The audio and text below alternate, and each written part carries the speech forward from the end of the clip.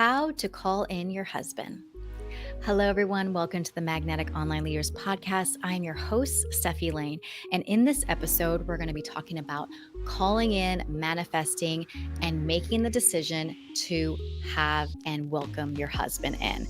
This has been a subject that has been requested upon me many times. Women have asked me, please, Steph, can you please talk about this topic? Talk about relationships, talk about your partnership, what you learned, the codes.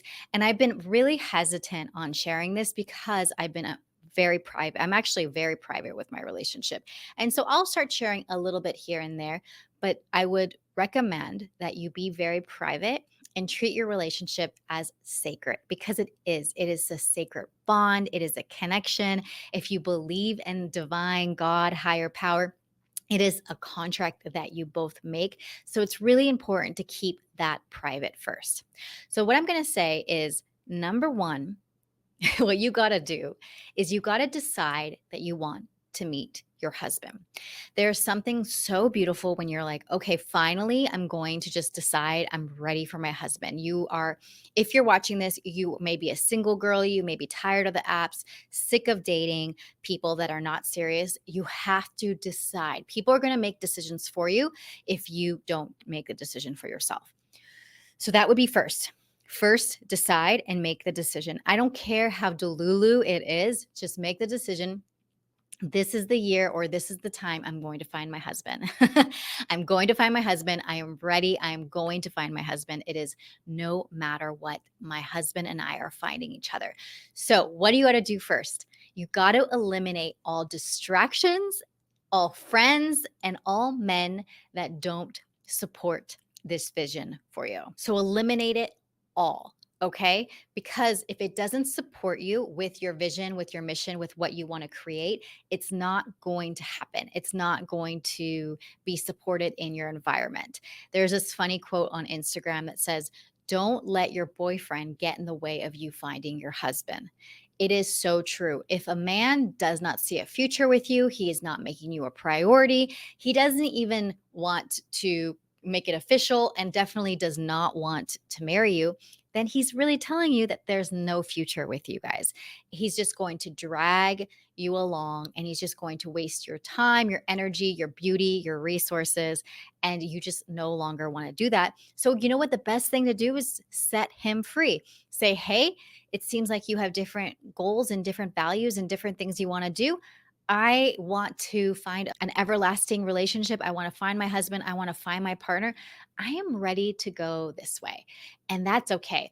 And there will be sometimes men will be like, oh my God, I don't want to lose her. And then there'll be men that be like, okay, that's fine. But really watch his actions. Men are action oriented people. So if his actions are he's following up, he's wanting to decide to do things with you. He is interested in pursuing things with you, then you can reevaluate it. But if he's showing you zero interest and zero feedback and zero follow-up, you have your answer there. And I'm so sorry. And I know it hurts so much. I know it hurts so much. It hurts our ego. It hurts all our little girl syndrome of why not me? Why haven't been chosen? And just a reminder, there's like 8 billion people in the world. And I'm not sure how much percentage of that is your husband or the man or the love of your life. But just keep that in mind that because someone said no to you, like rejection is protection. Rejection is God's protection. So by them saying no, they're guiding you towards something else and something greater, this or something better, this or something better. You always constantly say that to yourself because there is always something better for you. So that would be my first thing. Drop. Let it go and don't allow that person, that thing to come in anymore. And you make that decision, making the decision that I'm going to do this. I'm going to find my husband and it's going to happen. Second is really keeping this journey, this relationship, the thing private. I know, especially as women, we like to shop our ideas, we like to get feedback, we like to get insights. And similar, like you won't ask a poor person for financial advice. Don't ask people that are not in healthy relationships or in partnerships or in marriages that you admire. Don't ask them for advice. Just don't. Don't even ask them and don't even include them. I remember I had an old friend that would say stuff about my relationship, and I was like, "Hey, moving forward, I would like no input about my relationship from you." And I remember when I told her that, it really stunned her, but it was a boundary that I created. I think there's something very beautiful when you have this sacredness and when you decide that you're going for this goal and you zip it. You close your mouth and you keep it private, sharing only the intimate details with trusted girlfriends, with people that you admire that are in the situation that you want to be in. I forgot to share this with you. In my experience, so I have been in a relationship for 15 years, I've been married for 5, and my partnership for the most part has been very blissful and beautiful. We've only had 2 moments of like deep, deep severing, which in a 15-year relationship, I think that's pretty good to only have 2 moments where things were really tough and there was questions and we were wondering if we were going to survive and if we were going to make it. And I won't go into the details again because I like to keep things really private, but it made us so much stronger. It made us really appreciate one another. It made us love each other and connect with each other and understand each other and realize that us together just makes sense. And so don't run away from those challenging times. I know we think the happily ever after, especially after I got married in 2018. I thought I was just going to be happily ever after and I never had to worry about anything anymore. But relationships are work. Relationships take time. And I know a lot of times we hear older people say, like, oh, marriage is hard and marriage takes work and marriage takes a lot of communication. And yes, but those things are fun. Those things are things you get to work on. Like anything hard, if you think about like even working out, when you work out hard, you get the reward of the hot body, right? If you work on your relationship and you prioritize your relationship, you're going to have a beautiful, juicy, loving, kind relationship. And that's what we want. So I wanted to share a little bit how I could talk on this and speak on this because I've been in a relationship for a long time and I understand the ins and outs and I know what it's like to manifest and call in your husband and take that next leap, especially because that next chapter, I know a lot of you girlies want that next thing.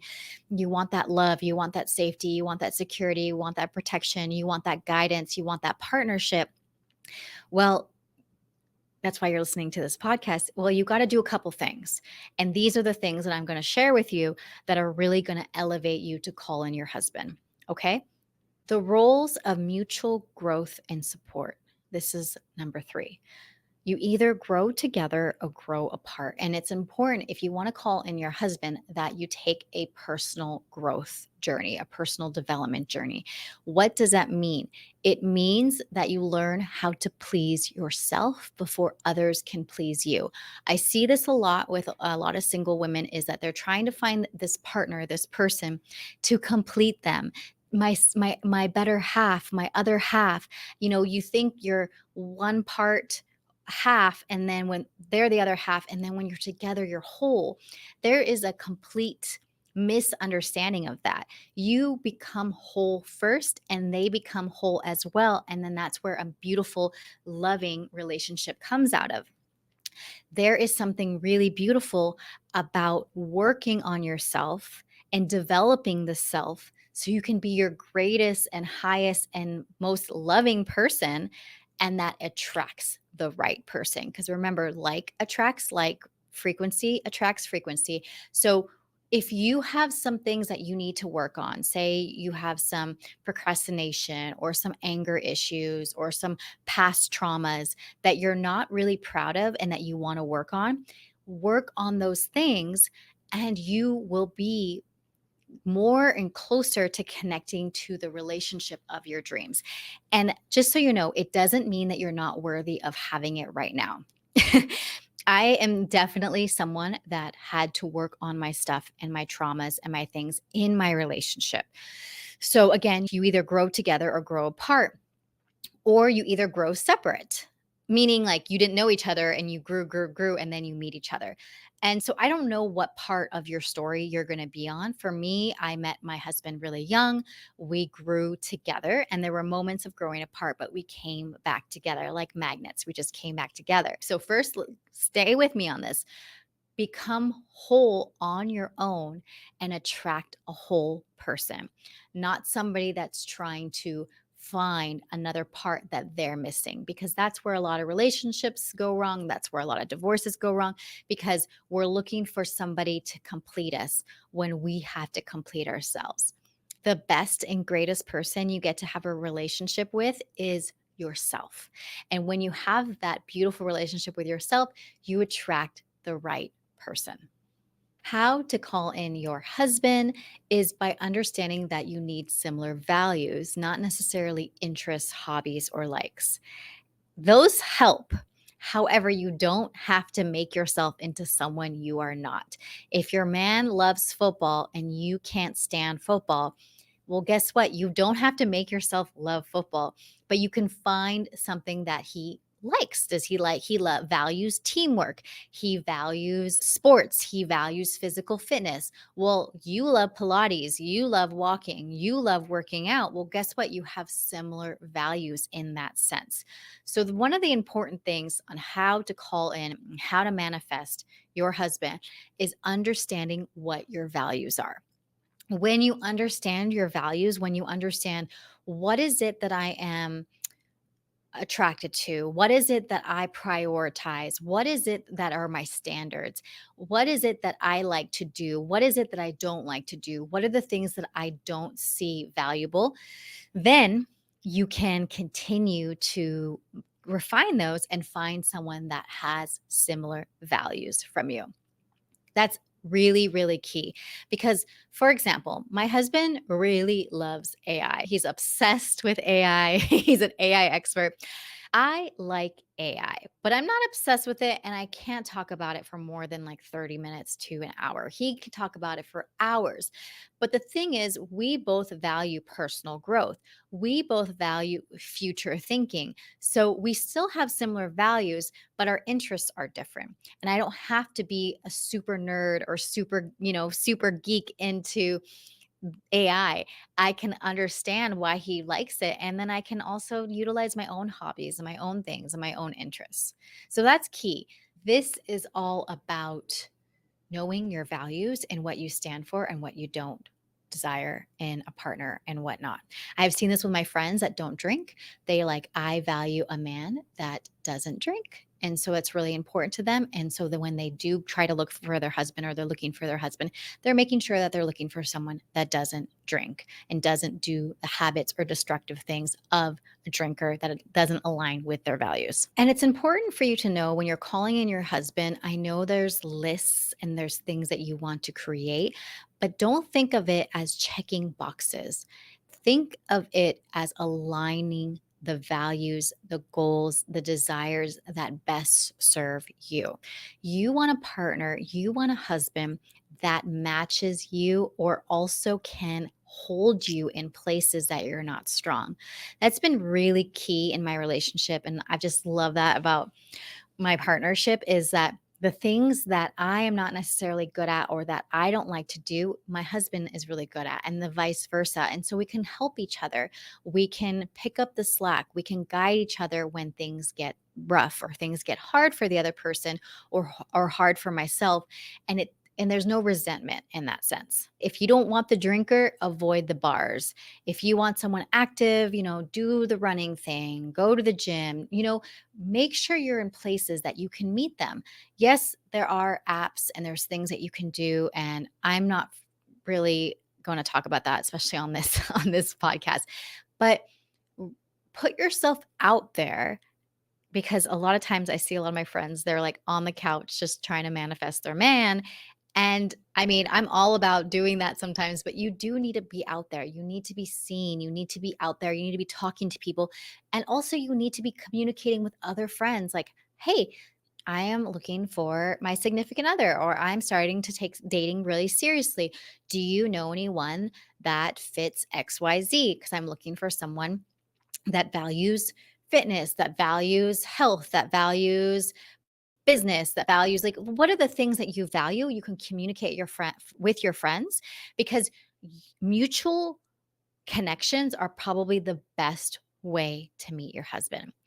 Get that endorsement from a friend, get that endorsement, that connection through someone else, and meet someone in real life, as they say. Another thing, you want to cultivate, you want to create the feelings of, oh my gosh, I'm manifesting him. I'm manifesting him. He's coming.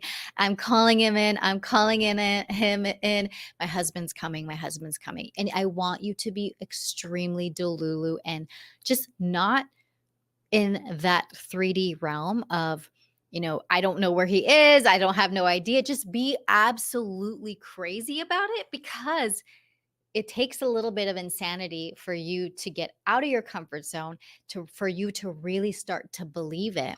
And when you believe it, it's bound to happen. And what happens with a lot of my friends is that I see them believing and then they retract, believing and then they retract, believing 3 steps and then going back 2 steps. Like, how can you believe wholeheartedly and not be shaken? How can you hold it in? Hold it, become an anchor and be like, my husband's coming. If he's not coming this year, he's coming next year. Like, he's coming. I'm finding my husband. I'm finding this person. So avoid those lists. Avoid shopping around your opinion to others. That's really important.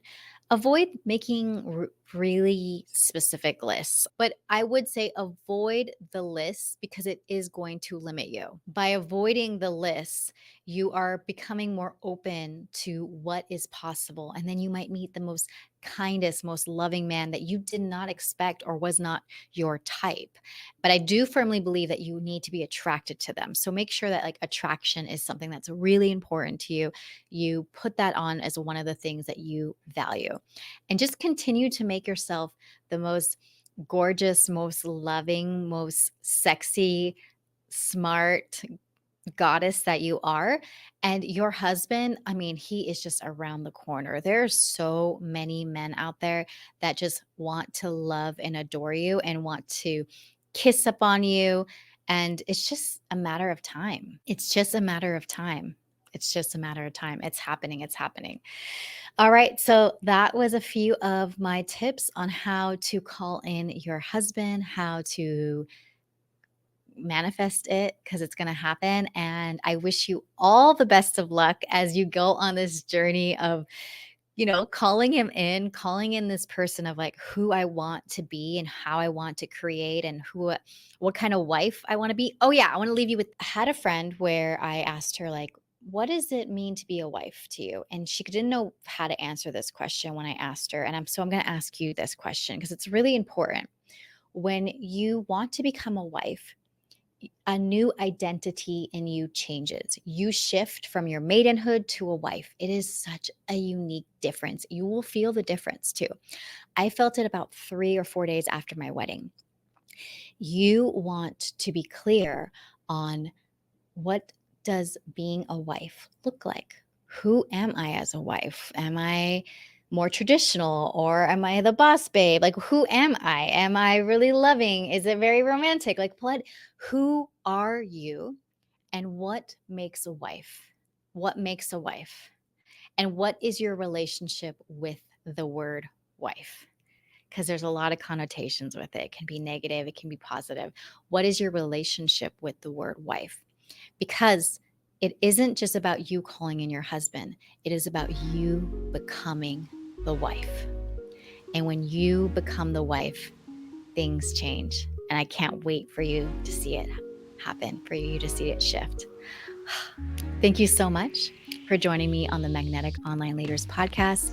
Please make sure to like and subscribe, leave a comment, share this with a friend.